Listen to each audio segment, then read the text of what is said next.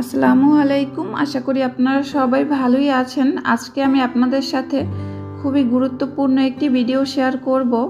আজকের ভিডিওতে আমি আপনাদের সাথে শেয়ার করব শিশুকে কেন সুজি খাওয়ানো ঠিক নয়। সব কিছুই ভিডিওতে বিস্তারিত আলোচনা করব। আশা করছি ভিডিওটি ফুল দেখবেন।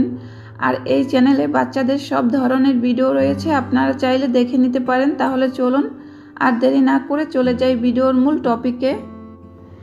অনেক মা শিশুকে সুজি খাওয়ান, কিন্তু 1 বছরের নিচের বয়সী শিশুদের একবারের জন্য সুজি কিংবা গরুর দুধ খাওয়ানো উচিত নয়।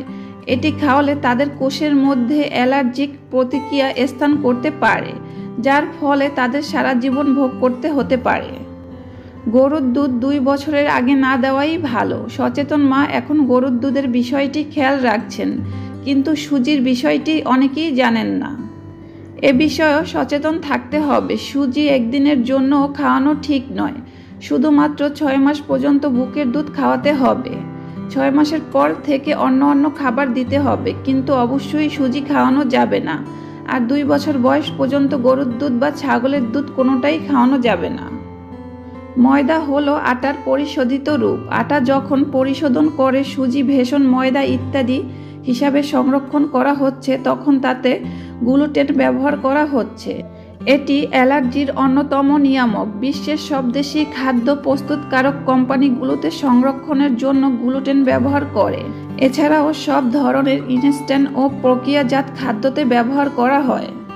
ইনস্ট্যান্ট খাবারের মধ্যে অন্যতম হলো নুডলস। তাই বাচ্চাদের 1 বছরের আগে অন্তত নুডলস, সুজি ও গরুর দুধ খাওয়ানো একদমই উচিত নয়। এই খাবারগুলো বাচ্চাদের খাওয়ালে অ্যালার্জি থেকে শুরু করে বাচ্চাদের আরও অনেক ধরনের চর্মরোগ দেখা দিতে পারে। এছাড়াও বাচ্চাদের স্বাস্থ্যের জন্য এই খাবারগুলো অনেক ক্ষতিকর।